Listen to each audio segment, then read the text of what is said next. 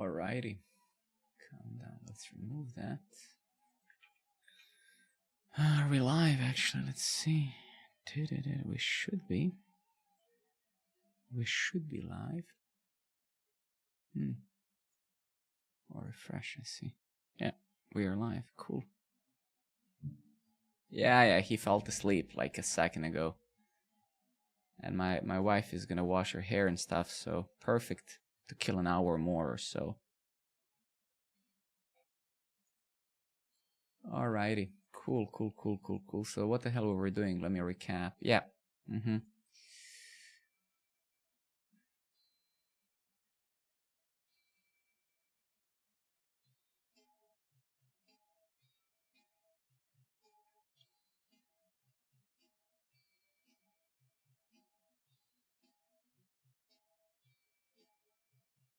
Exactly. So this is pretty much this solved. So if you remember, a couple of minutes ago, I stopped streaming to put my kid to sleep. But fundamentally, yeah, this is the part we want, right?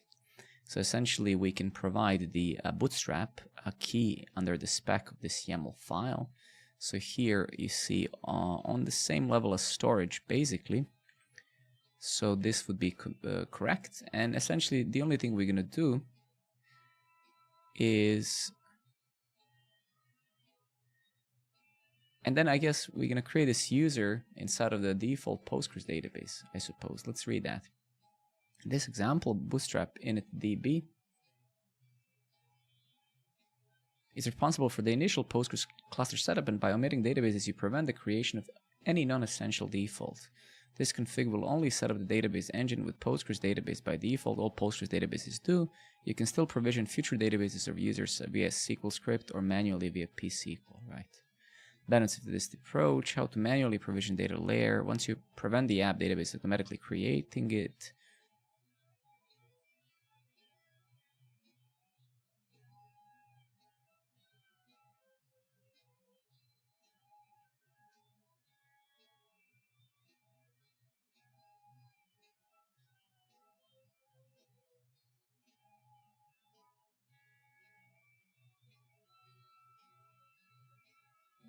Okay, so fundamentally, as far as I understand, right? So I'm not going to be creating the cluster every single time. I guess we're going to create a cluster once, right? So let's actually go back and forth with this guy. So as far as I understand, we will ever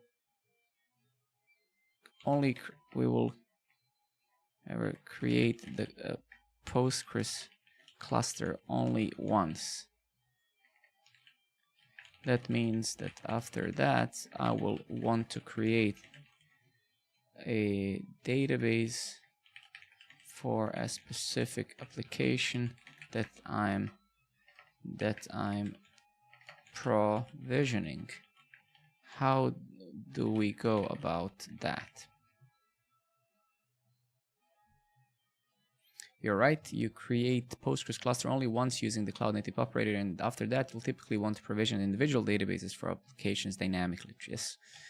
Cloud native PG itself doesn't manage individual databases within a Postgres cluster. It manages clusters of Postgres databases. This means that the administrative tasks like creating databases user and granting permissions need to be done either through SQL commands or by other Kubernetes job scripts triggered when you provision resources. And that's what I'm really interested in, right? Let's go through a few practical approaches to provisioning these additional databases. Use Kubernetes job to create database. A very Kubernetes native way of performing ad hoc database creation from within the cluster is by running a Kubernetes job that runs the necessary SQL commands. And that's what I'm interested at. Yep.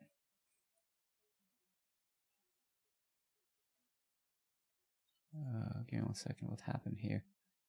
Let's play some song.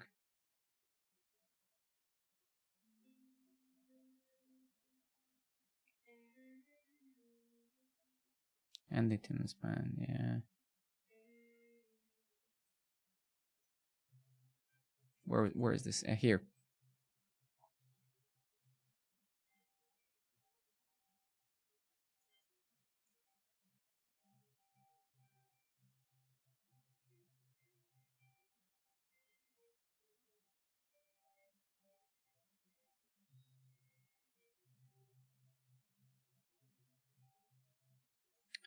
template spec, okay, but why do I have to specify the image? Isn't Postgres already running?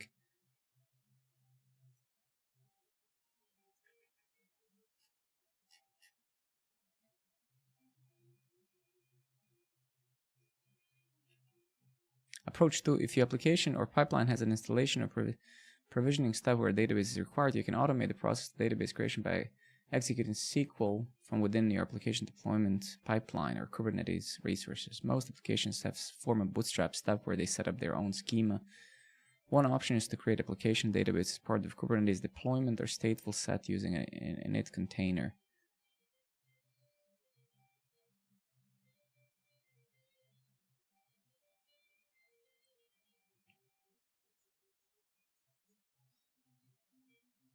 Okay, this is also very good. It's just I have a question.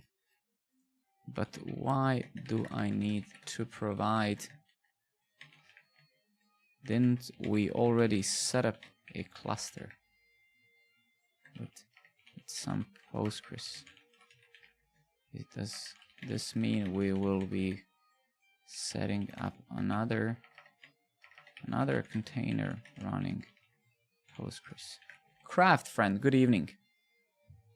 Core is still there, nice. Great question. Let's clarify this, as it's an important distinction of how you're interacting with your Postgres cluster and Kubernetes resources. Postgres cluster versus Postgres client. When you deploy, it's responsible for running Postgres cluster with one or more Postgres instances. The cluster is already up and running. Those are the pods that actually handle Postgres. You do not need and should not run a whole new Postgres exactly. However, to execute commands like create, for example, you need to connect to running Postgres cluster from somewhere. This is a distinction where running a Postgres container and using Postgres client image. Okay, so this is a Postgres client image there. I see. You're not setting up another Postgres server. Instead, you're just running a job within the Postgres CLI tools. So basically, this is going to spawn some light image from which we're going to be interfacing with that. I see.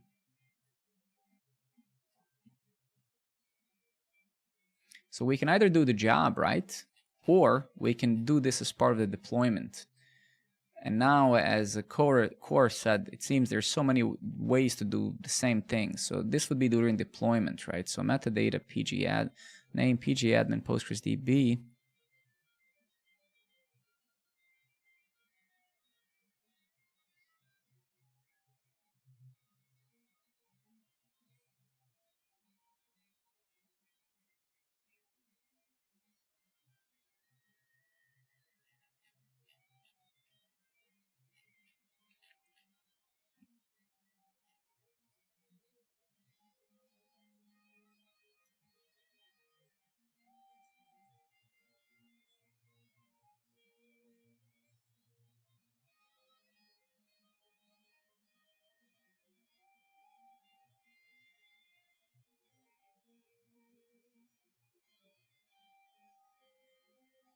So this is kind of nice. This is what I have in mind, just with maybe different environmental variables, whatever. So this we need to be able to reuse almost like a function, right?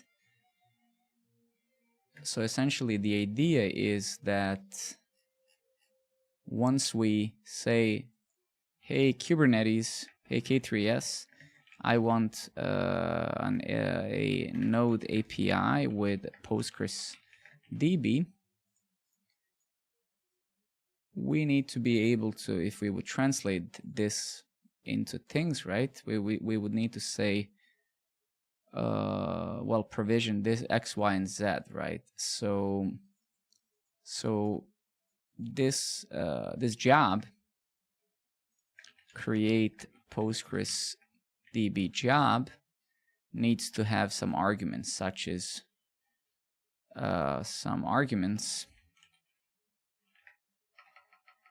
args, right? And it has to have well, we already know which Postgres it is, but it needs to be database name, database user, I guess database password, right? Whatever. So this seems to be fine, right? Because here I'm sure we can actually pass envs, right? Rested policy never.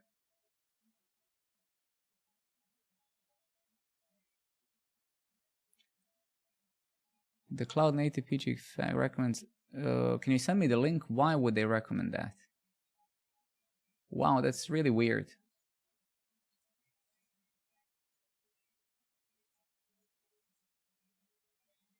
So I need to provision the whole full-fledged cluster just to have another database. I mean, that's a huge overkill, wouldn't you agree? I mean, that would be a huge resource constraint as well, right? Because now we are running n number of containers again, right?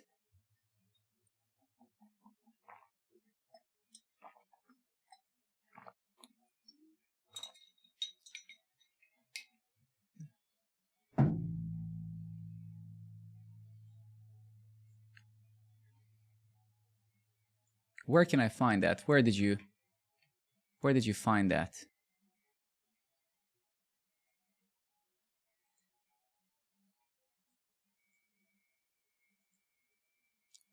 Raz, good evening, buddy. Copy current address. Let me see.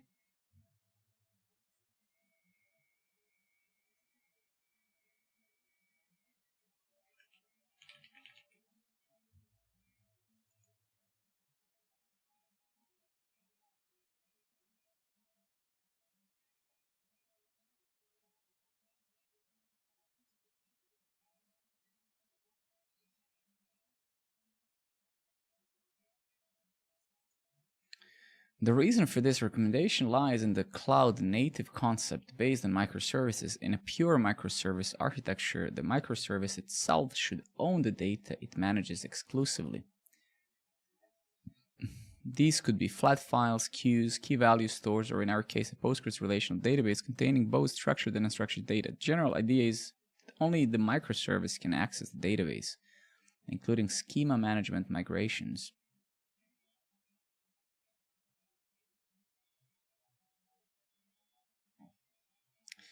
I mean, I don't disagree with this. I agree with this, right? To some extent, because it makes sense. It makes sense because essentially what they're saying is that the cluster we've created and the database that cluster creates, so the Postgres server itself and the database itself is basically only the applications that utilize that cluster will affect that server and the database. And that I wouldn't be opposing that if I'm not a little bit worried about the resource consumption, right? Because keep in mind, we're running Raspberry Pis here, right? So, I mean, how expensive is it to just create a different cluster, right? Like a P-SQL in this case, or that's my main concern, right? Because I actually don't care even if this is because now we would be creating multiple servers and each server containing one single database, right? So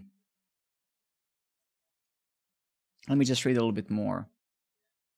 The general idea is that only microservice can access database. Cloud Native has been designed to work this way out of the box by default, creating, and this is probably why also they created that app database by default, right? So whenever you create a cluster, they create a database for that cluster, right? Reserving a Postgres client instance to a single microservice or database enhances resource management. In Postgres, CPU and memory constrained resources are generally handled at the instance level, not the database level, making it easier to integrate with Kubernetes. Physical continuous backup and point in time. Given the PostgreSQL handles continuous backup and recovery at the instance level, having one database per instance simplifies PITR operations. What does this stand for? Point in time recovery, okay? Actually, let's read about that a bit. What is that?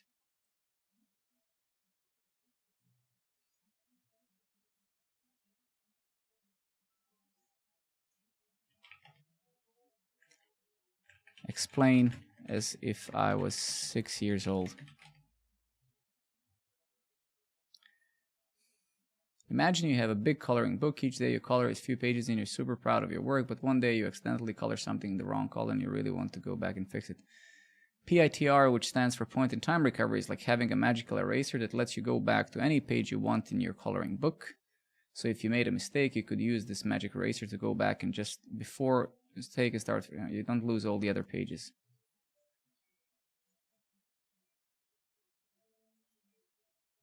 In grown-up computer world, PITR helps keep track of everything that's done and lets you rewind to fix things. So basically, it's a recovery method. Let's just. To be honest, I'm not using Kubernetes for VS Code because I didn't try it. I'm sorry. Let's install it.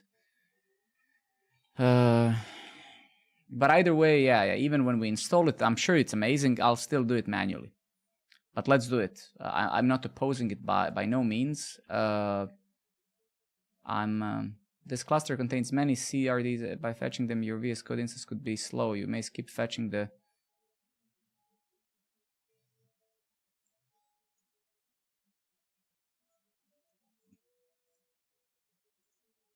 Wow, yeah, this is awesome. Yeah, this is amazing. Yeah, this is absolutely amazing. Yep. This is pretty awesome, for sure. No, I mean, AI is insane. AI is just, it's out of this world, right? It's absolutely insane. Network service. Let me just take a look at this. Ingress endpoints, Kubernetes, ingress. Yeah, we have no ingress. Storage, persistent volumes. Nice. What happens if I click? Wow, that is absolutely insane. This is absolutely awesome. Yep. Yeah, this is badass. This is a great extension. Great extension for sure. Config maps. Wow. We have that. We have secrets here. That's pretty badass. Thanks, man. That's a very good. Extension. For sure, this is going to be something we're going to be using. Not yet.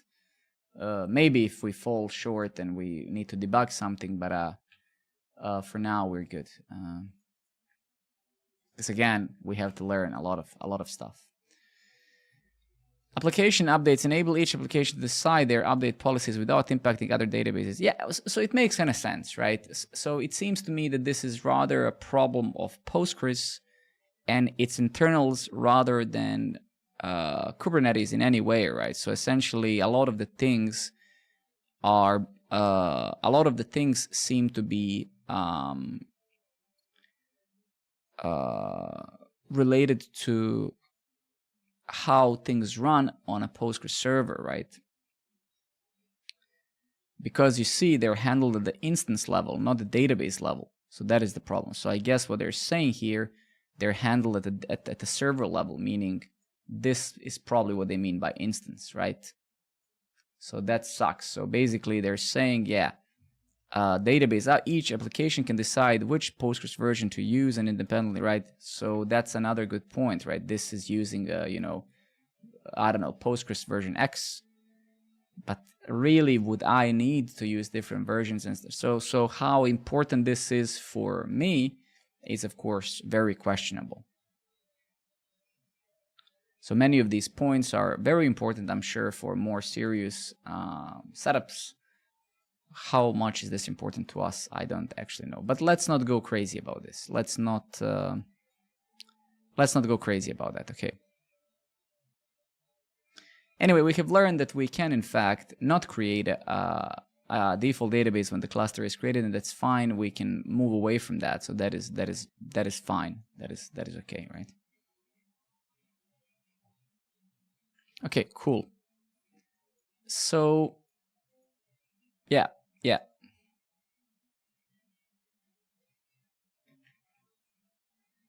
All right, so the next thing I want to do here, right, is create some sort of a service.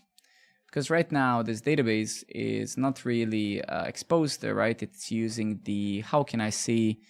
Actually, I do remember it was cube control get sc, sorry. And then what was there? A or something like that, right?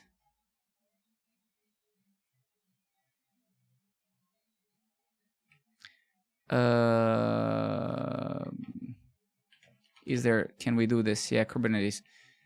And is there something like this? Yeah, I guess -a. So this is what we have. So you can see most of them are cluster based. Cluster IP meaning not exposed. The only thing I have is this my apps hello world, which actually, what is this?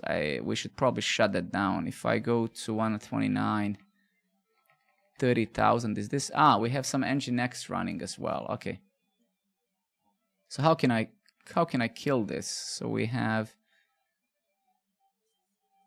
yeah, so I probably want to destroy that. Don't tell me. So kubectl service destroy my hello world. Something like that. I don't remember. Or kubectl destroy service hello world. Okay. Remove. I don't remember. Delete, I think.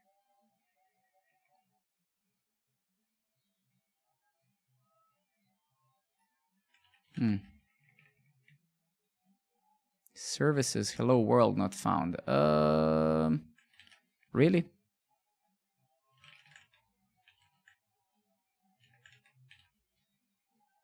No, that's localhost. What did I want to do? No, kubectl services.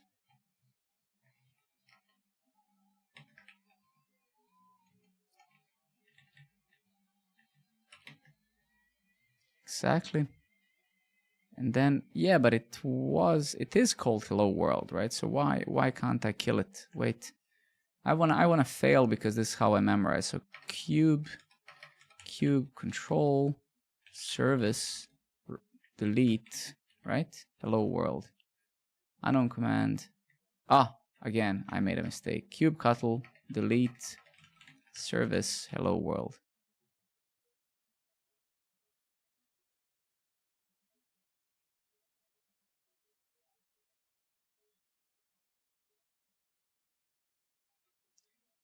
Kubectl delete svc.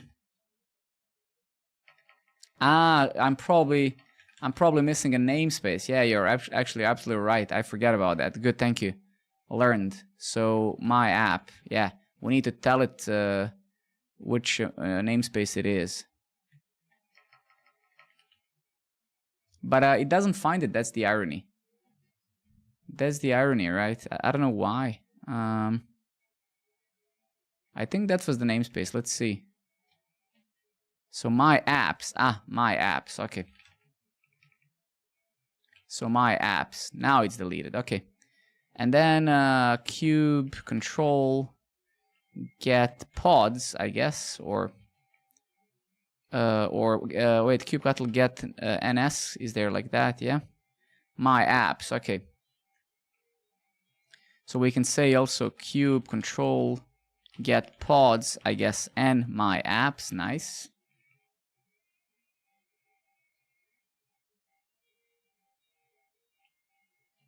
Yeah, okay, and then we can do the same. Nice. Okay, so I guess I can delete it as well. So I can say kubectl delete pod, I guess, and then the name of the pod, right? And then actually the namespace as well. And my apps, right? Nice. Okay. Cool. And then let's get pods, right? Okay, but this is going to create it. How can I destroy this? So it seems the delete is just going to restart it. So can I like stop this destroy? Is there like destroy? No. So how can I like just nuke this? I don't want this to start again. I want to just kill it. Because I'll remove the deployment. I see. Okay, so we're going to do the kubectl get deployment, I guess. Deployment and then namespace my apps. Nice. Cool. And then cube control remove deployment hello world dash my apps. Delete, sorry. Delete. Nice. Okay, cool. Nice. Okay, good. So that's great. So this should be now nuked. It should open, not open, right? And that's perfect. Okay, nice. I wanted to manually write this shit down because it's important for me. All right, cool. That's great. That's super. So now what I want to do, let's do that again. So I'm going to say cube control get svc, right? And dash, I guess, yeah. So what do we have? We have this, we have a lot of Longhorn stuff. We have our Postgres stuff. We have the kind of Kubernetes system, like whatever. That's amazing. So now what I want to do, I want to create a service for the for Longhorn here.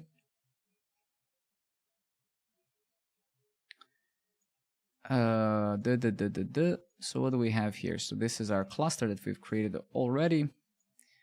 So instead of port forwarding, right?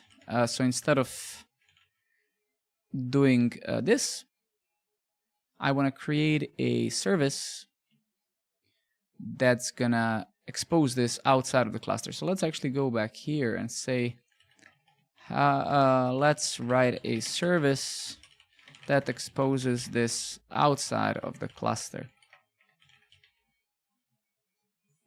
We did not get yet to the load balancer, no. We're gonna get there, hopefully, if not today, maybe tomorrow or some other time when I stream.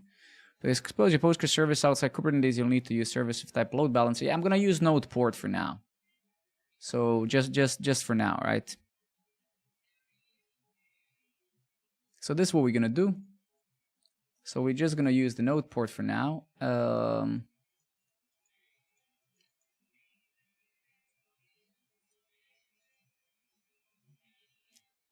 My Postgres service, I guess, YAML.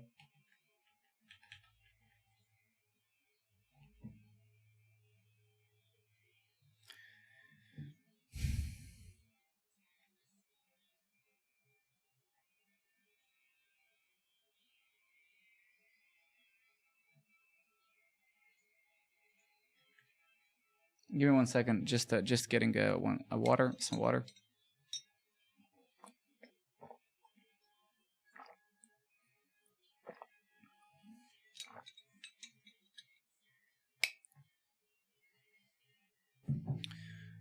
All right, so that's cool. So this is the service I believe that I want, and we're just gonna, I suppose, do the apply stuff, right? Yeah, exactly. So we're gonna do. Let me put it down. So we're gonna do cube cuttle apply f, and then we're gonna go to example exercises Postgres service, my Postgres service, right? YAML. Cool. So now in theory, if we are to read this service, our port should be 30,007. So if we go now to our client over here and edit this connection, this port now here in theory should work. Connection refused. Yeah, and of course, yeah, we can't use that IP. Let's actually go to Winbox. Let's go here. Let's grab the one of these fellas. What did I let's do this. No, that's the internal port. Yeah, but that's the internal port. We are now servicing this outside. So that's the port inside of the cluster.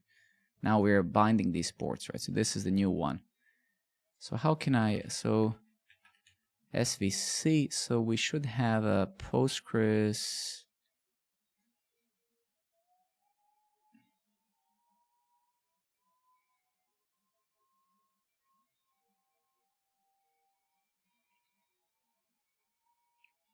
So this is our service node port, so that's all correct, right? Give me 1 second, I'm getting errors from Programmer Network.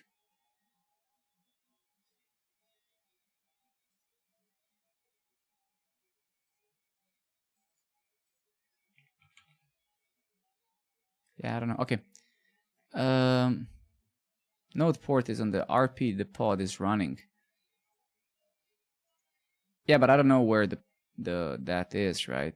I mean, this is my main, this is the IP of my main. This is the IP of my main master node, right?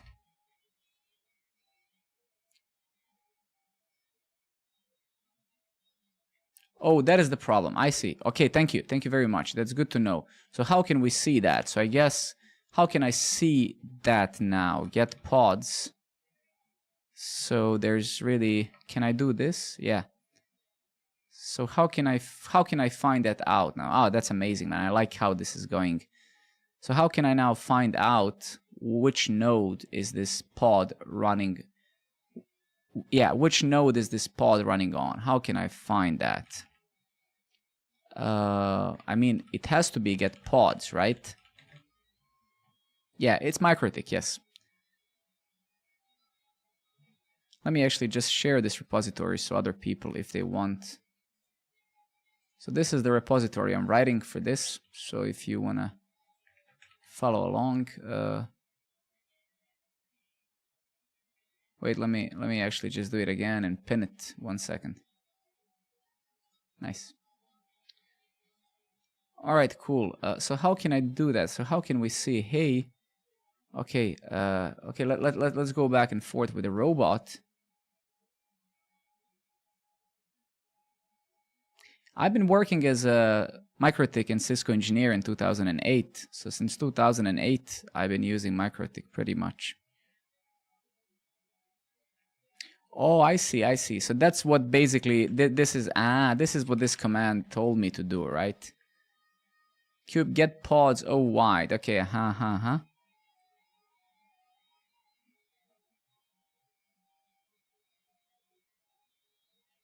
But what is this telling me now?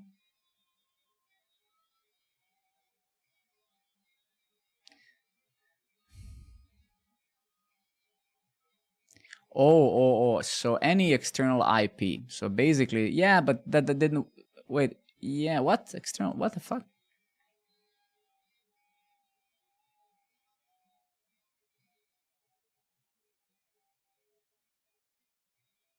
Yeah, but I don't have any external IPs. That's the problem. Why?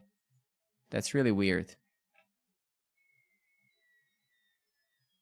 Yeah, and this would be better, right? Using the load balancer. But I don't want to go there yet. We're adding so much of this complexity stream by stream. It's going to be very difficult to. So I would just like to use a built-in node port for now, just for this moment in time.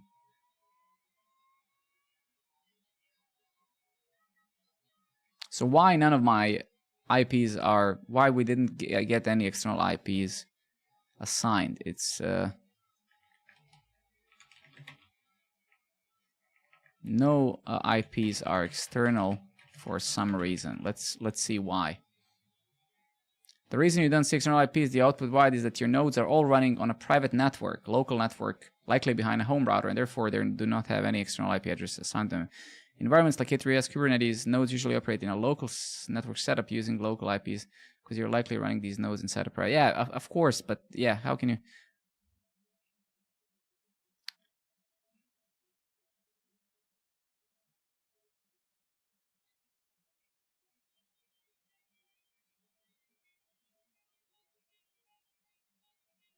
No, but that's not what I want to do. That's wrong. That's not the issue here. That's not the issue, 100%. This has nothing to do with that. This has nothing to do with that. This computer is in the same network. So no. That is not it, for sure. The whole point of the external IP was the service itself, so this makes no sense. But the whole point of having an external IP was using the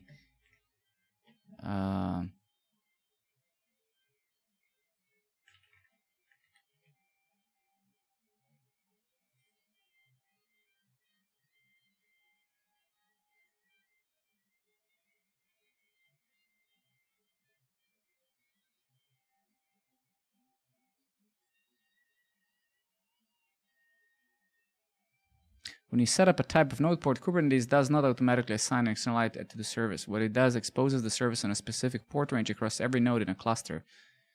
The service can be accessed on any node's internal IP if you're in the same network or in the external. Yeah, but I am in the same network. I am in the same network. So yeah, this actually, so this should still work, right? And why it doesn't work is beyond me. Yeah, this should in theory work. Is this, if this service is running properly, which one is it? This one, right? Yeah.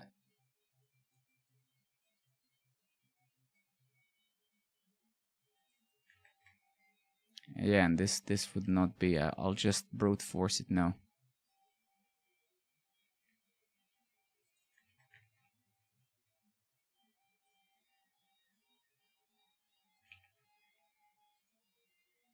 Check your service namespace and selectors to match the PG cluster. Yeah, maybe that is the issue. How do I check that?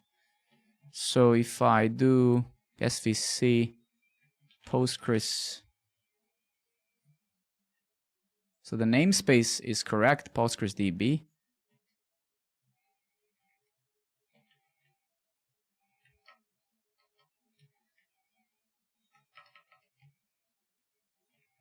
In the YAML file.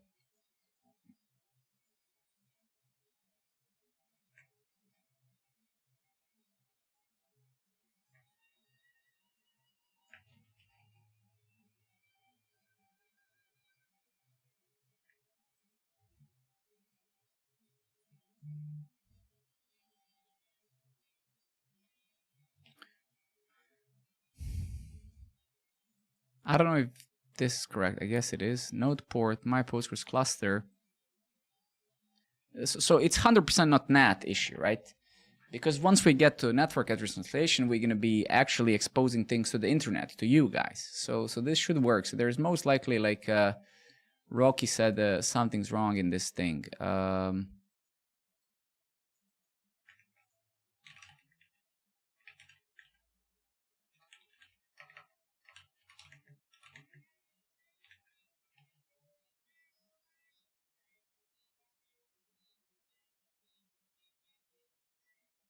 Weasel, good evening, buddy. Good to see you again. So the namespace PostgresDB is correct, right? Good evening. A service name. This is the service name, so of course. Selector should point to labels on the pod.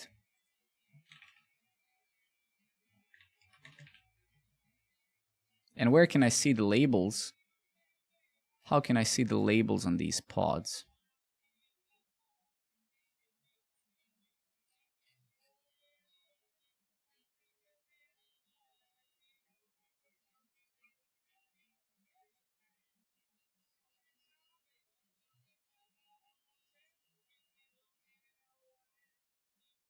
But I don't, so right now we haven't even gotten to the pods, right? So right now what I'm really trying to do is just expose, so we are not yet even talking about pods where I'm going to use this Postgres thing, right?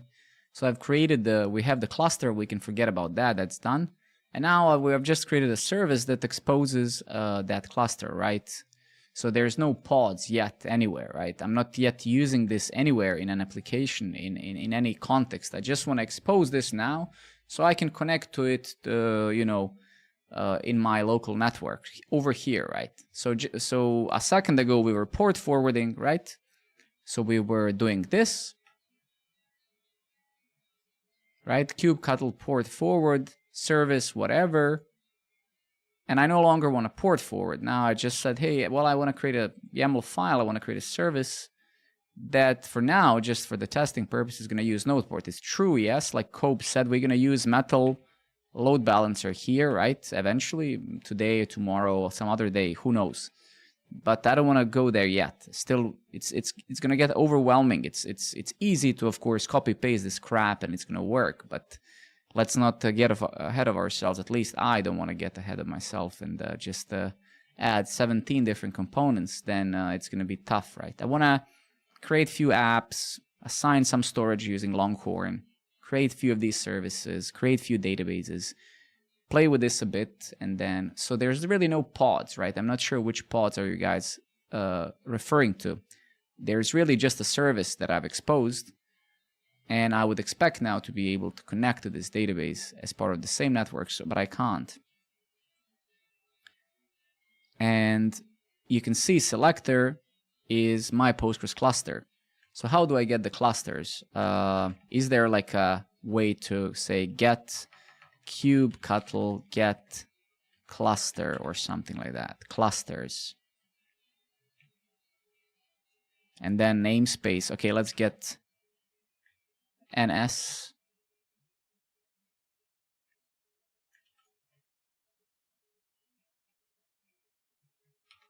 So give me the clusters in this namespace. So we have my Postgres cluster. So this is correct, right? So it is referencing that cluster. Check custom resources in, okay. Custom resources. Yeah, what should I check in here? Because there's a lot of stuff. What should we check? Services, maybe. Can you show me the cluster YAML file? Yes, absolutely. Very gladly. Keep in mind, this hasn't been updated. I've added this later in time, so this bootstrap. But yeah, this was ignore this bootstrap part. So this is the cluster storage class.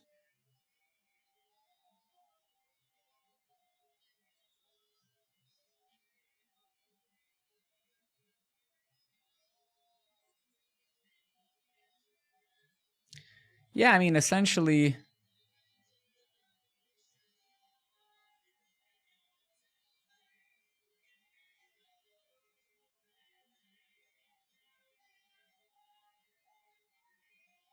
label where should I? Oh, over here.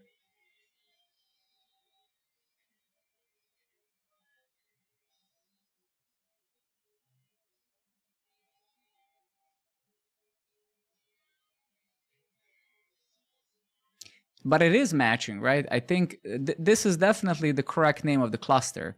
I don't know what this name is. I guess add maybe this name as well. So I think this should also be my Postgres cluster, right? So I think this is maybe the problem. Yeah, exactly. Okay, so let's, that's a good point. So let's get SVC, right? So get svc-a. Let's delete this. So we're gonna say, can I just reapply? Okay, so I can apply again. Okay, I can just apply. Okay, so I don't have to delete the other one. Thank you. Very good to know. Okay, good. I was going to delete the old service and then reapply, but that's good to know, right? Awesome. There's a, okay, I see.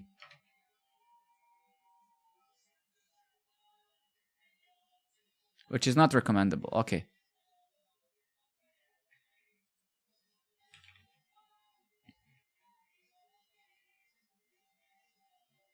A bad name.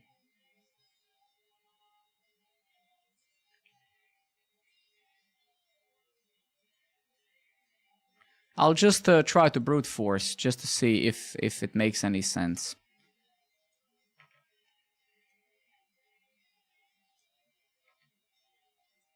All right, no, so none of that has actually worked. Okay, I see.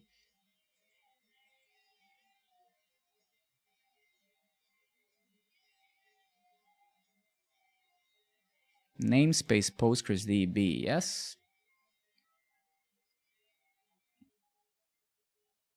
A service name, namespace PostgresDB. That is for sure the namespace, so it should be now fine, right? So now these at least match, right? These match, sorry. Protocol port, target port, node port. Waiting, sure.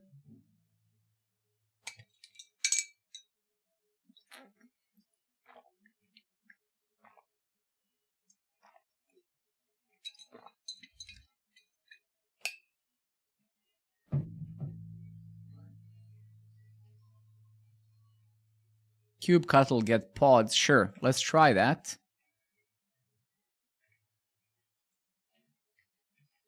Selector should be my Postgres cluster.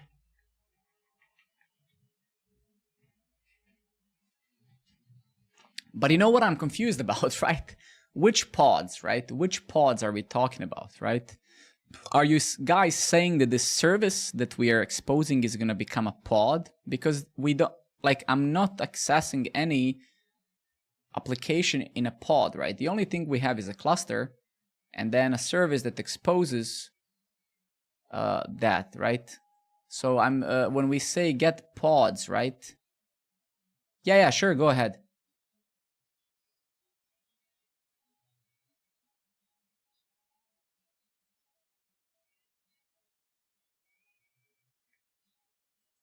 Yes, this is the cluster, yeah. Thank you everybody for your follows, appreciate it.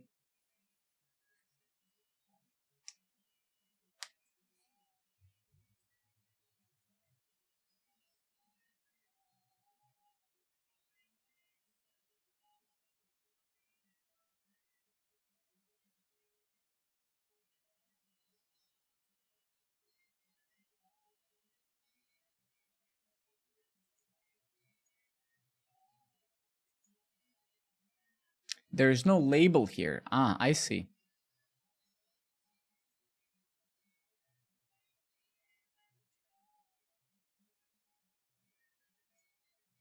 So you're basically saying, but where do we provide the label? Wait, let me go back and forth with the robot.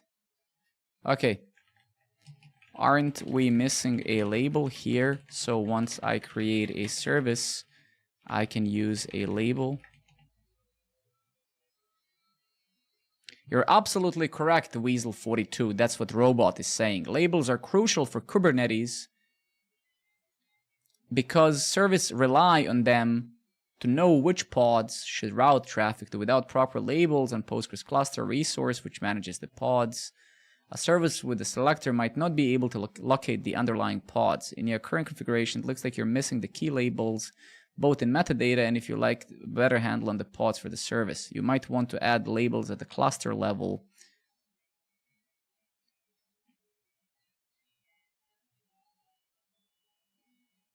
Awesome.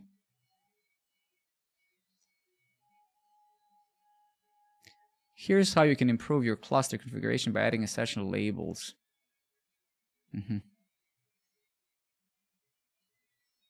I see. The label service selector you can point. Yeah, okay. I mean, I get it. I get it for sure.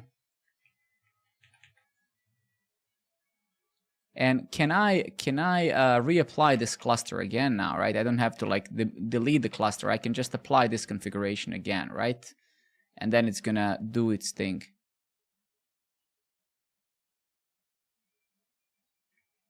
And then if I take a look at the service, we do have this same selector, right?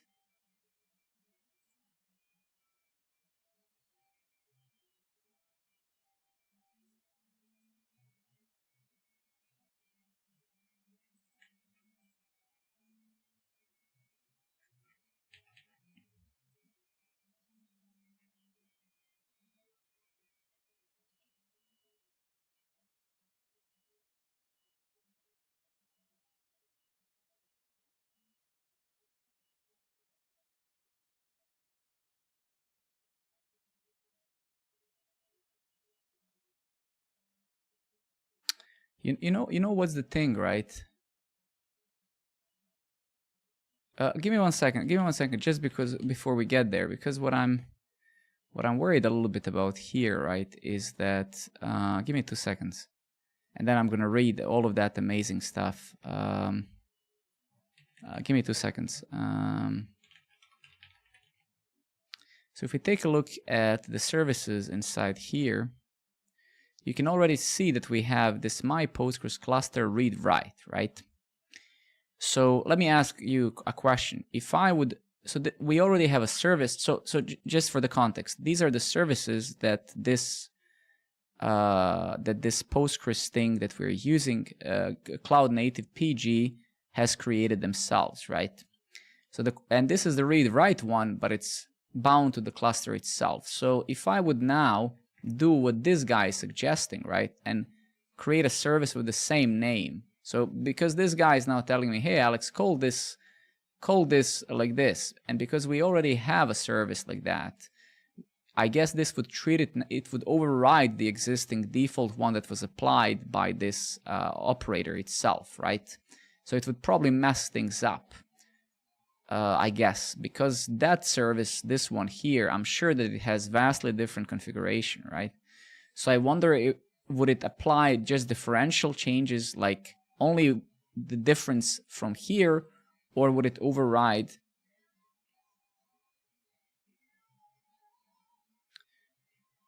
No, but I mean, if this name here, right, it's not just, right? When you create a service has a name, and these are all of the listed names. And I'm saying there already is a service created by the operator itself.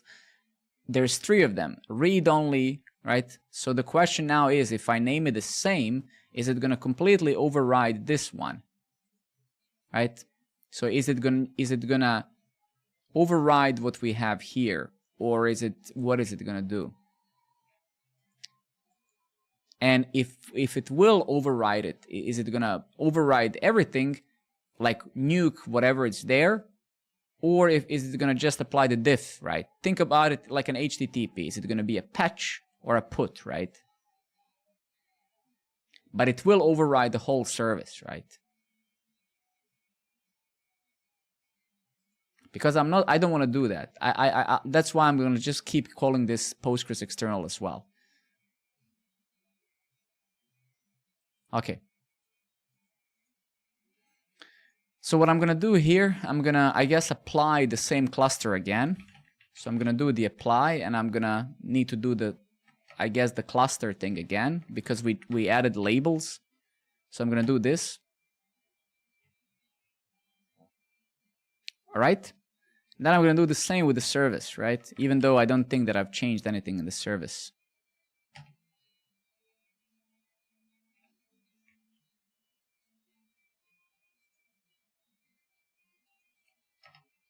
And let's actually see. I have no idea what's happened. Give me a second. And let me now... Shit. 1 second.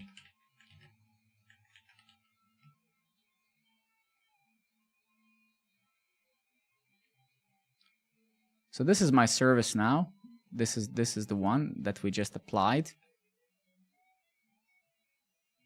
No, I didn't override the existing one. I named my service a Postgres. So this is, I'm not overriding any. These guys I'm not going to touch. So I've just created a new one. Postgres DB is the namespace. Postgres external is the service. So I didn't. So now we do have the selectors here, and then here. This is the cluster here. So I have 4 of them. I have 4 of them plugged, as you can see. So it's 4 of them for now. So labels now match, right? It's 4B, 8 gigs of RAM, yeah.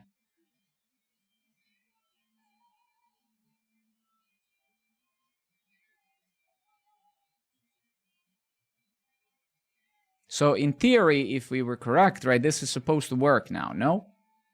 We have the labels here. Let's go like Cobe has suggested. Let's go here to, let's try to find pods under here.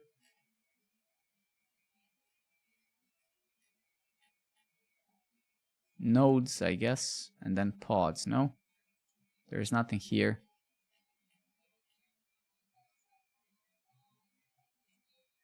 Maybe nodes. How can I deployment? I see. Okay, where is the deployment?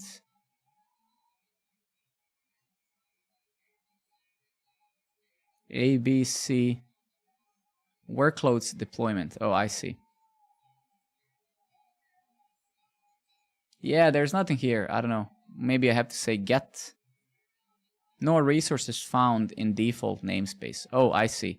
So I guess we need to go namespaces. Yeah, that's weird. Ah, okay, because we need to set There was a command I was researching. There's a command where we can set the default namespace. I guess VS Code extension now is having a problem because we are in the default namespace, which we are not using, right? So I think we need to switch. I guess can I? Yeah, exactly. No, I got it.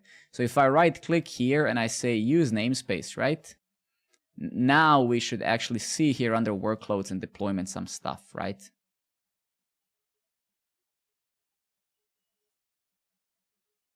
So now, in theory, it should be no resources found in PostgreSDB namespace. What the fuck are you talking about, man? Kidding me?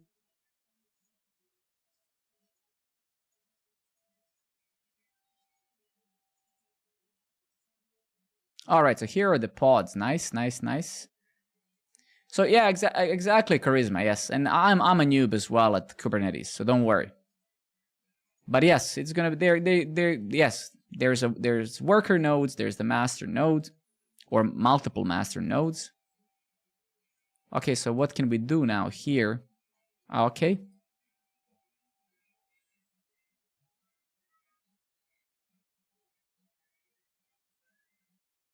No, don't worry, Weasel. No, this is the part of that's why I'm streaming this, right?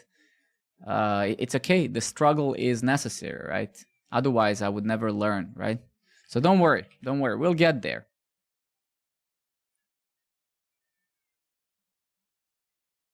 So you can see if I get actually here, these are the labels. If we are to trust this. So if I go into my cluster, yeah, these are the clusters, cluster 2, 3. So these are the labels, cluster, instance name.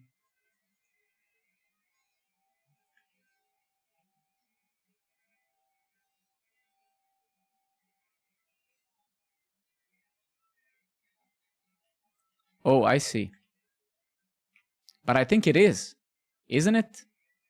So if we grab this, right, and go to the service. So if we comment this thing out, this is our service, right?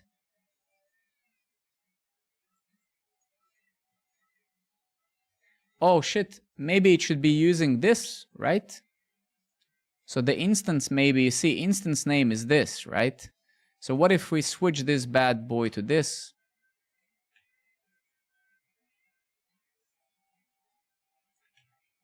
I mean, it's so easy to give it a shot. It's not even worth trying. I'll just apply this, right?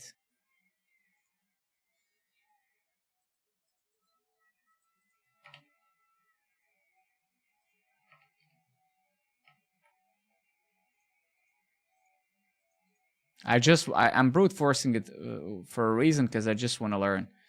It's fine.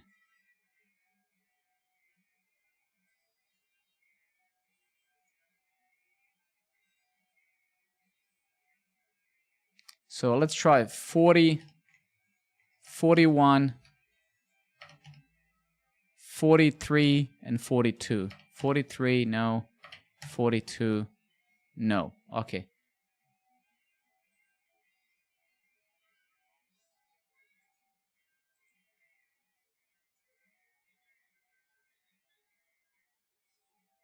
Needs to be CNP, not app.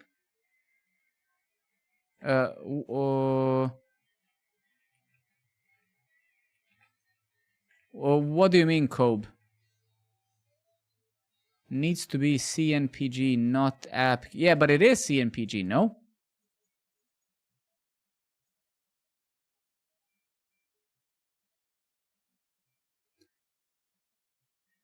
Oh, I see what you mean. Yeah, I see what you mean. You mean, yeah, app Kubernetes. This is, yeah, you're absolutely right.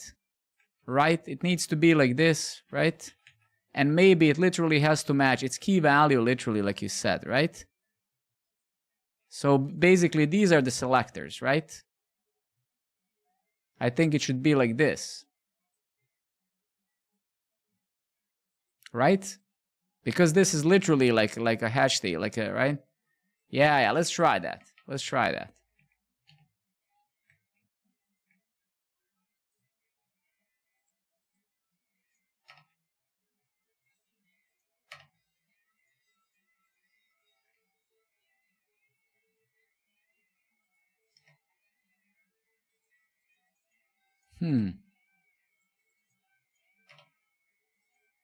Yeah, it still doesn't like it though. Still does not like it though. But okay, but wait. But I think this is also problematic here, right? These labels are also wrong, no? Ah, shit, wait, this is also wrong. Give me a second.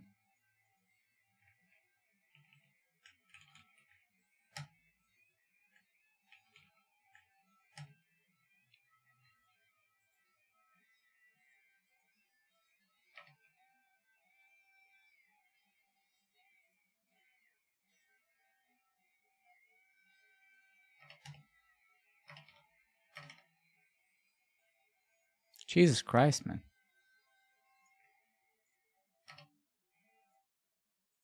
I wouldn't label the kind cluster.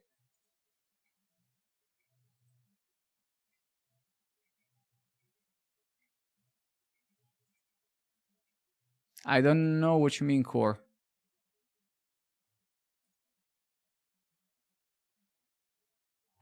But if we also go back again, opening this thing right through the extension.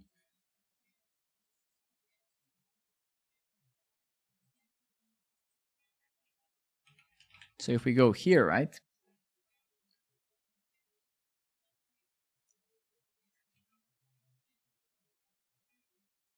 We can do anything, of course, man. Absolutely. Absolutely we can.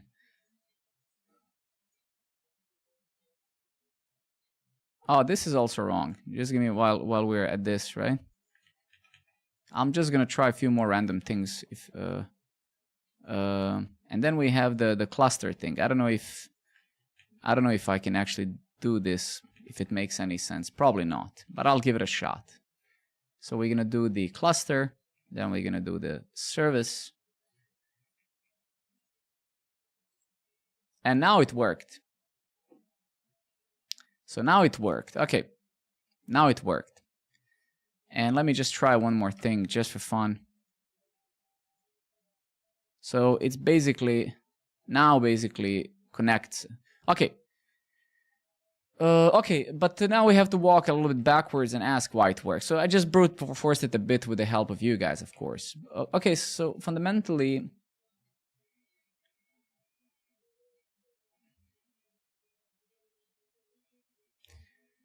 I'm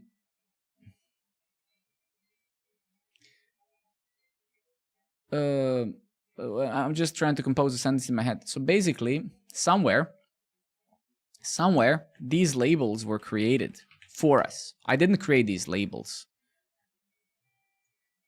I guess when I created the cluster, okay, so when I created a cluster and when I gave it a name, they created the labels automatically for us with that name, and then each replica has incremental +1, right? I just didn't know that also, like, so, okay, sure. Remove the lines from my Postgres cluster. 6 to 8. Yeah, so remove these. You're saying remove these because these are created automatically for us. That's what I suspect that you're saying, right? I suspect that's what you're saying, right? Exactly. Okay, good. I'm learning. That's amazing. All good. Let's just do this again and see, are we still connected? Yeah, we're still connected. Okay, let me actually just confirm that by going here and taking a look at some of the tables. Do we actually have any tables? We do. We should have the old tables. Cars. Let's go to the yeah, cars.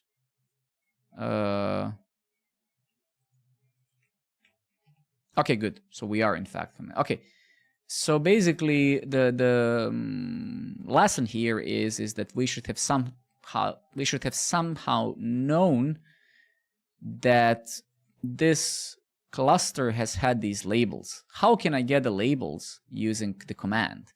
Because this cluster definition, so how can I just, okay, bear with me, don't tell me, please don't tell me. No, don't tell me, I'm not gonna read the chat. I'm just gonna try something now. So can I do something here now as, bear with me.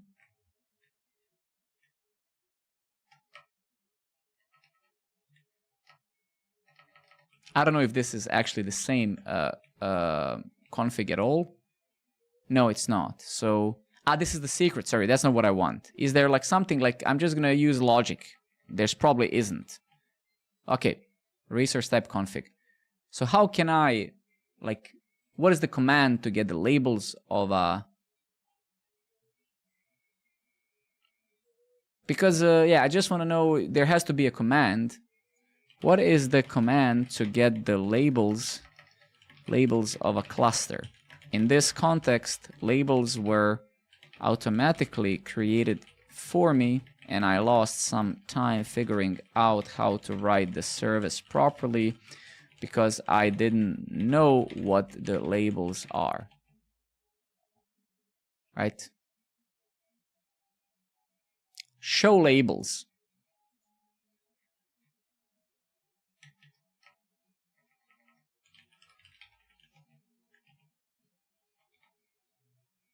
Yeah, there we go, right?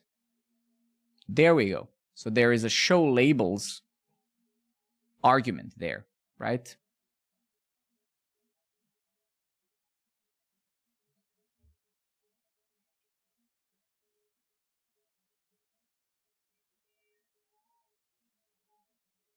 But the thing is, right, we don't also need to provide, I mean, it's just, I'm a programmer, right?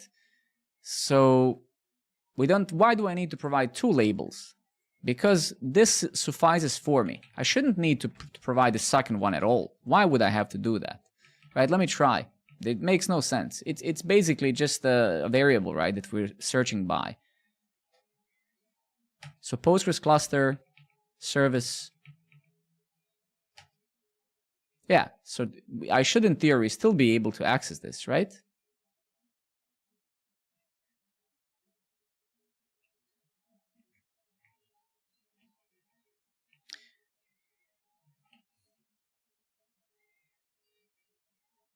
No, this is fine, right? Okay, good. Okay, so essentially, yes. So the lesson for me is we can use show labels always, right? You always use the same labels as defined. But well, we are, right? I mean, I am using the label which is cnpg io cluster my Postgres cluster, right? These are kind of dynamic or incremented by one for each replica, right? So this is sufficient for this given use case, right? Otherwise, I would have to pass each one of them, I guess, as well. 1, 2, and 3, right?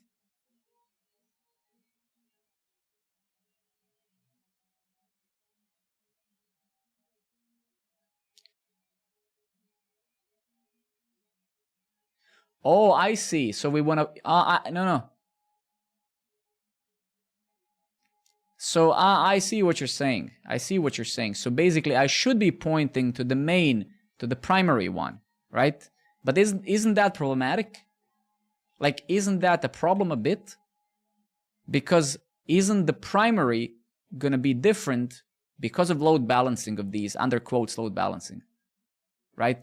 So when, exactly, so when the, oh, so you're saying that when switchover happens, exactly, so this is what I want. Can I do this? Can I do like,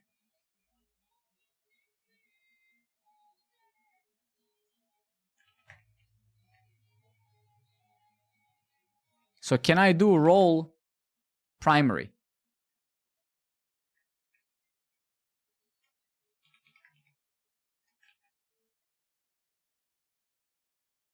And then, but then why, then I don't need an instance name, right? Why would I need an instance name? I'm just saying, because this instance, it's why is it relevant here? This I like.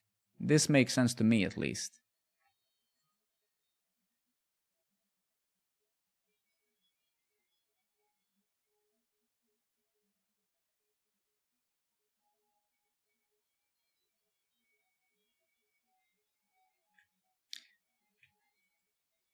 But okay, just for me to understand, is primary always going to be the one with number 1? because I guess this is not or, this is and. So we're matching these things, right? So this is an and, right? Find the thing where x and y and z, right? So role primary, this one might not be the primary one, right? So that's why I have a problem. Should I have this line or not?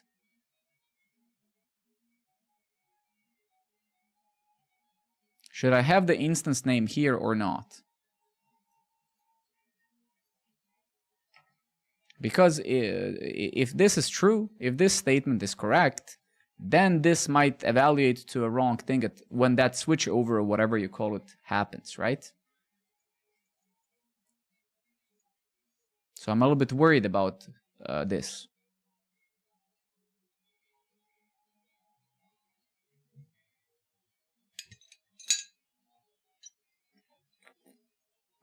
Let's ask the robot as well.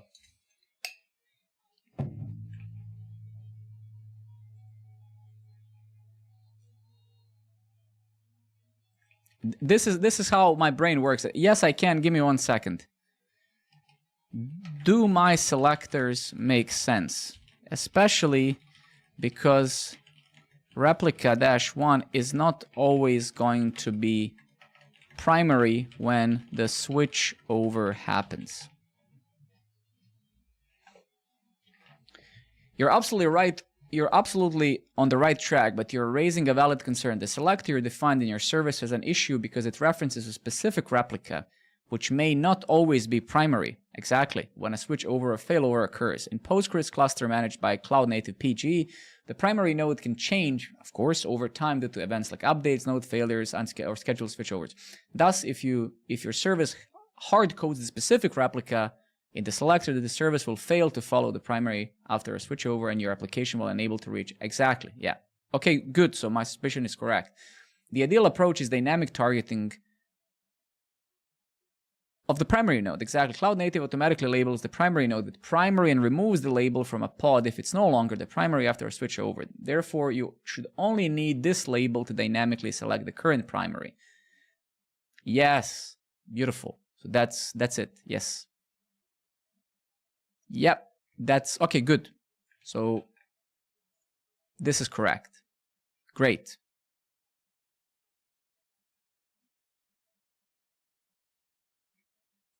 No, I mean, I have checked the configuration. No, I've checked the configuration using the add-on, using the extension you gave me, and I searched for labels here. So it looks like this: cnpg.io cluster, my Postgres cluster, cnpg.io instance name, instance role.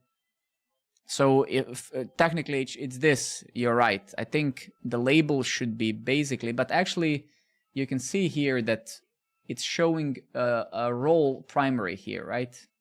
So I think it would be maybe safer if we do this instead, right? Just for the sake of this this guy, right? So I think it should be maybe like this, right? If we're to follow the same key value pair structure, if you may, right? But I can see that they are also appending role primary always, so I don't think it actually matters at all, right?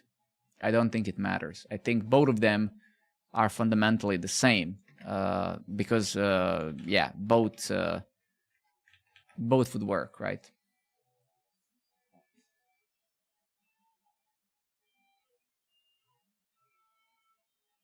It may make sense if you look at the read-write service. I see. If you look at the read-write service, and how do I do that?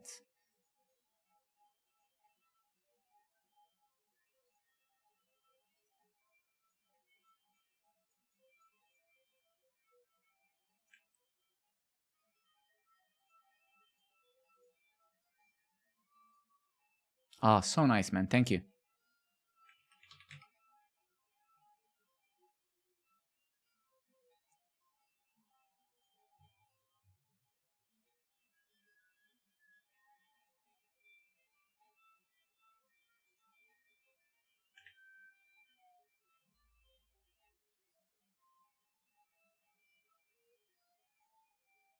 And what should I seek for? So you're trying to tell me something, and that's amazing.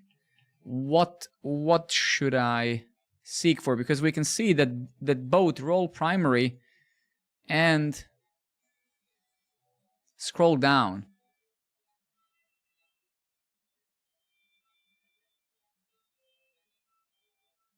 So the only labels, let's search for labels. So labels, the only labels we have is this. So there's nothing, yeah.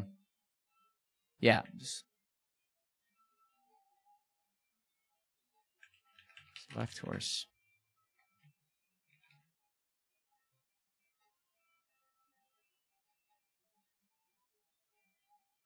I can't actually find any selectors. Or you mean label selectors, but I don't know if this is...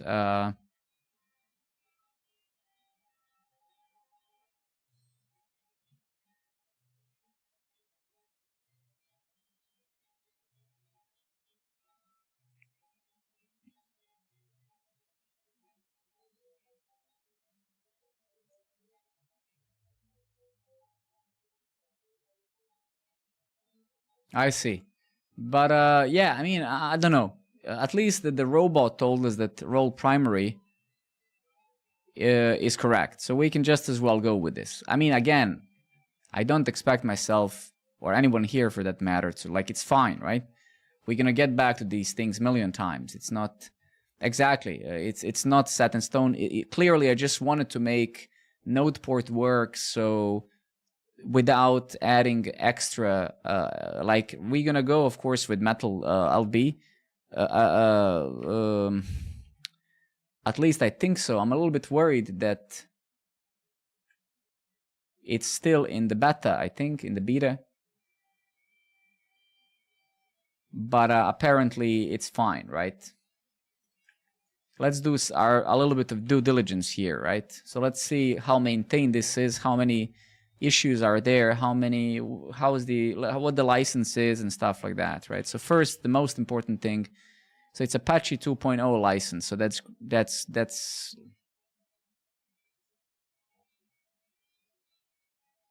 so that is okay. Let's see the activity here 4 days ago. Let's take a look at the commits very quickly.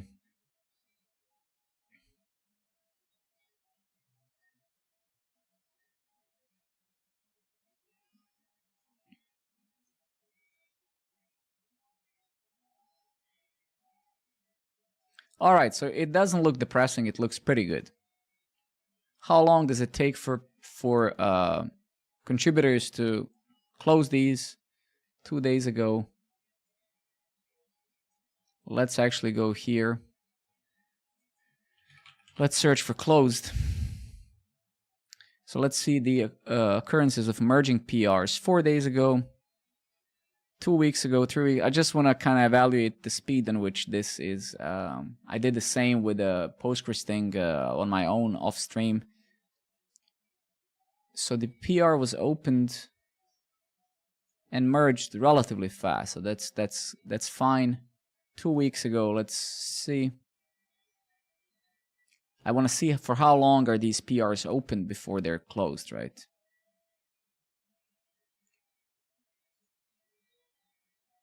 Two weeks ago.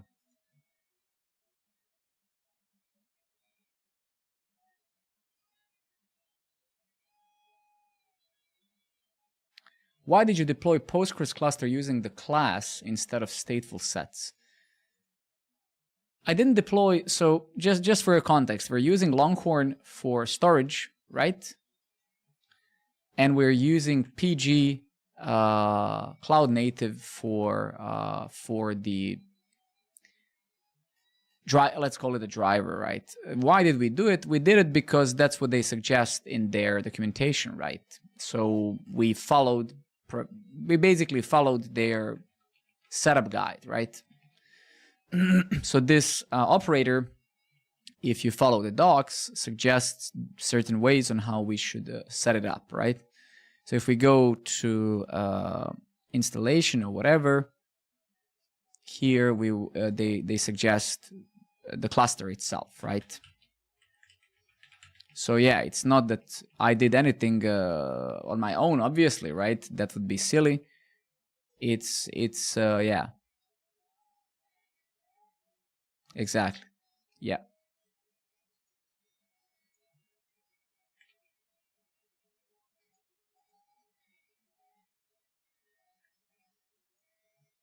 Yeah, yeah. Well, thank you for asking as well. Is yeah.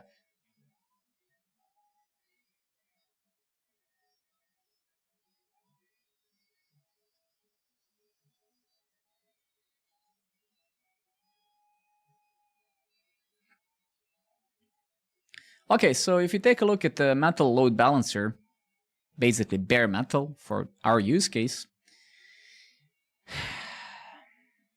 they're explaining, I guess, how the Kubernetes works now, and how the algorithm works, how their stuff works. And then if we get over here,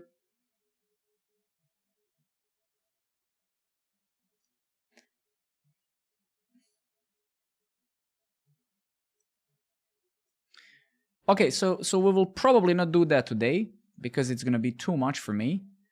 So we're gonna leave the metal load balancer for tomorrow. So tomorrow we do that. I also want to kind of get my hands dirty with, give me 1 second, with a few of these commands, use them a couple of times. I'm already memorizing them. I'm already getting them under my skin. This extension is amazing. Thank you, localhost. So this is awesome when I don't know how to run a command. Then I can kind of click around, right? So now I know that for the labels, right, we can run this -- show labels. I suppose we can run this, right? I guess we can, it's a Kubernetes extension for VS Code. So basically you can see, like, I suppose we can get the labels for really anything. Get SVC, right? And it's going to give us, so that's awesome.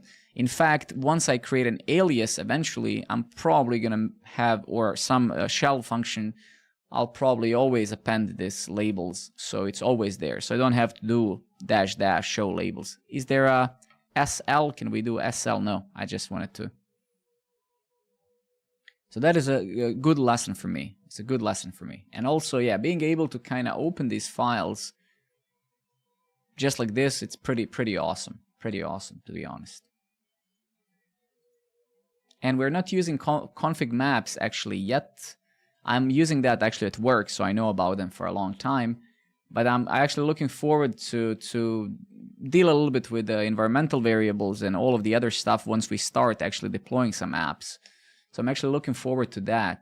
I'm also looking forward in a couple of weeks, or probably to Helm, but I'm not going to use any abstractions, as I said, until I fully internalize these things and until I'm good. Like once I feel I'm kicking ass, right?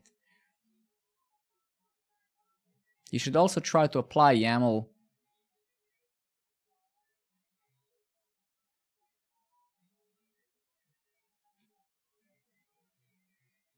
No, it's not gonna make me confused. Don't worry. Absolutely, don't worry. I've been doing, I think, way more complex stuff than reading these YAML files, so don't worry. But I get your point. It's not that I'm looking at this and thinking, well, what is this, right? Don't worry. It's still useful, right? To often when debugging something, like if I didn't have this extension now, I don't know if I would, yeah. Core, actually, you're absolutely right. Actually, I did have Lens. I think I might even have it installed already. I think,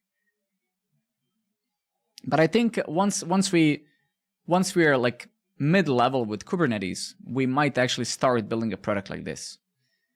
We might actually build a product like this, just not like Electron application like this one, because that's shitty, super shitty. We're gonna build a web app that does exactly this.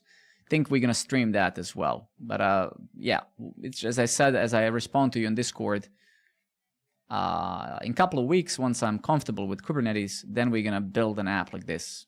Once I know the endpoints and stuff that I can call and stuff, this is not rocket science. This is just visualizing some objects, array of objects coming from the API, right? So we can build this ourselves, no problem. That's going to be fun. I'm looking actually forward to that.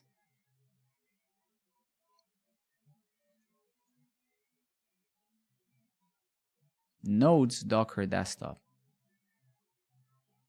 We're gonna do that 100% together. I have no doubts. Actually, Weasel, absolutely. Both you and Core, so helpful, man. Thank you. So yeah, we're gonna try building something like this ourselves as a web app, as an open source thing. Yeah, I don't actually see anything in here that blows my mind, to be honest. This is a super simple app. This is a super simple app. I feel you, man. I feel you. It's pleasure kind of pair program with you guys. So yeah, so basically this could be a way of yeah, we'll see how would we implement the terminal. That's maybe a little bit, takes a little bit more time. Nice, man, nice. But these types of things, yeah,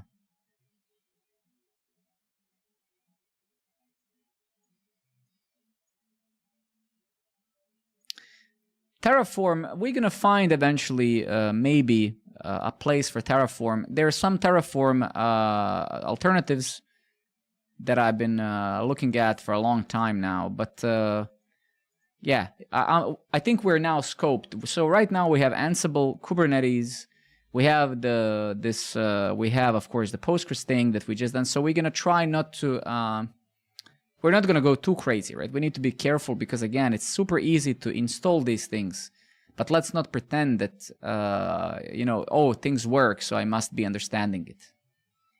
There's fundamental difference between making these things work with using you guys as a help and ChatGPT, and then like fully being honest with yourself. So yeah, it's gonna take a couple of days or weeks to fully kind of utilize all of this, because we have Ansible, we have also a bunch of stuff we wrote here, right, for this guide, right? So there's a lot of stuff we did here, hardware related stuff, setup stuff, blah blah. So this is gonna be awesome when we're done. It's gonna be super nice, and we are gonna do super nice stuff. But it's not easy. It's not easy. Let's not pretend that it's easy. It's very hard. There's a lot of stuff. There is a lot of stuff. All right, cool. So now we have a database running. That is amazing. That is super nice. Which means that technically we could literally deploy now anything that we need. So we don't have Redis yet. I actually have an article, super nice article I read by Redis. They actually wrote. It's an official article by Redis. I read almost the whole thing about it here. Kubernetes operator. So I think they have some operator, Kubernetes operator. They explain how it works in here. So at one point in time, we're going to set this up as well. I'm not going to do that anytime soon. I don't have mental capacity, but I would think that it's fundamentally the same as the Postgres one. So I don't expect there's going to be too much of a difference. Of course, except that this operator knows how to operate the underlying Redis itself, right? And considering that the Redis folks have actually written the operator themselves, then you can assume that the operator is probably written in a very awesome ways, because the creators of the database themselves have written the operator themselves, right? So doing any due diligence would probably bring us to the point that, yeah, this is the best it can get, because I mean, it's an official operator. So you cannot get closer to the thing being good than themselves building it, right? So this was a good thing to see. It seems to me that a lot of these companies who are providing these types of services today are trying to expose these operators. You know, same with the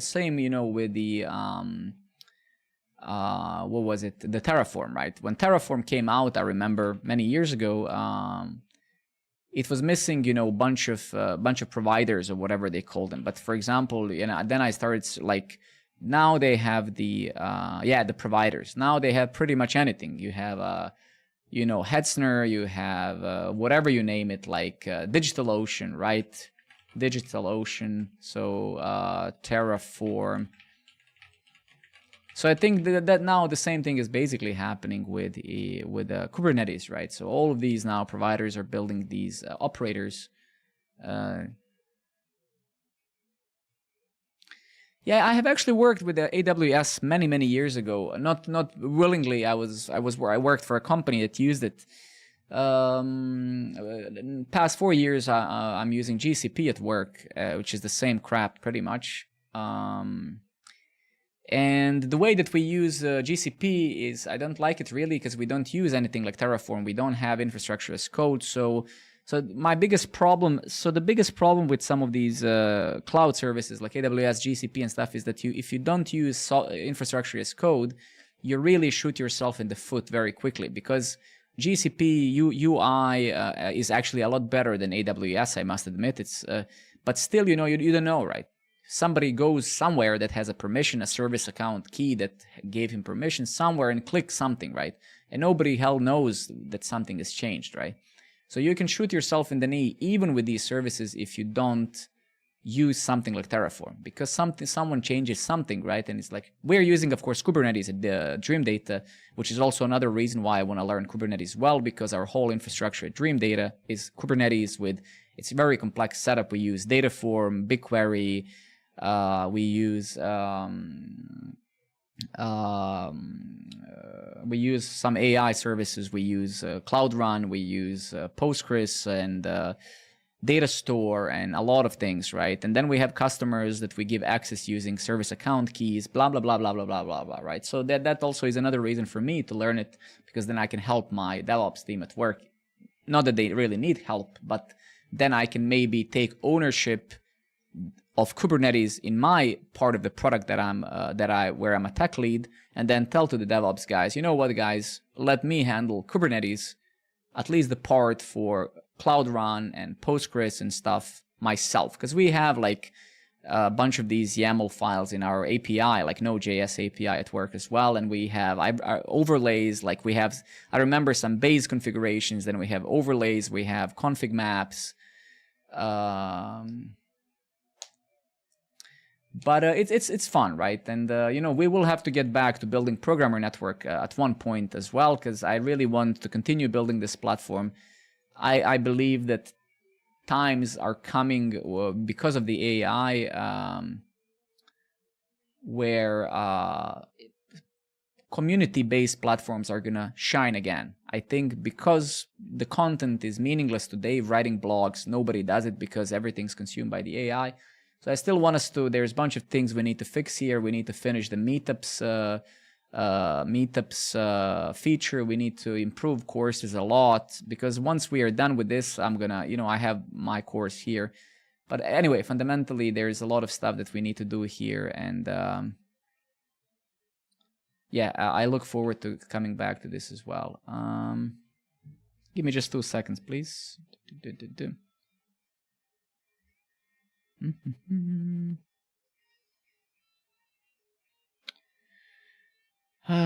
me 2 seconds. Okay, cool. Okay, guys, let's maybe round it up. If anybody, unless somebody has, let's round it up. I need to sit on my own a little bit, go through the stuff that I've learned, things that we've done. Play a bit with this database now that we have, and then tomorrow we're gonna set up the metal load balancer, which means then that nothing really prevents us then to deploy full stack apps, a Go API with that connects to that database, a Node.js, whatever, right? So let's just try this week to get to the point of working everything. And so the way that I want to do this, I want to make sure that first and foremost, I understand everything internally inside of this network. And then I want to separate this part so far with the networking part, because this is not just NAT, right? I can expose this cluster to you guys now in 3 minutes, right? But it's not that simple, right? We need to set up Cloudflare, we need to set up some VPN, we need to set up CNAME generation, right? So when we deploy a new app, I would like to automatically generate a name, right? We're gonna need an IP range in your local network. Actually, yeah, that's also okay. Good to know. So I'm gonna learn. I guess I don't know. Some of you maybe already know Metal Load Balancer already. So once we set up Metal Load Balancer, that is, I believe, going to be a final thing where I'm gonna stop adding new stuff a bit, and then we're gonna just learn, because again, we have the Cloud Native, we have Load Balancer, we have Longhorn.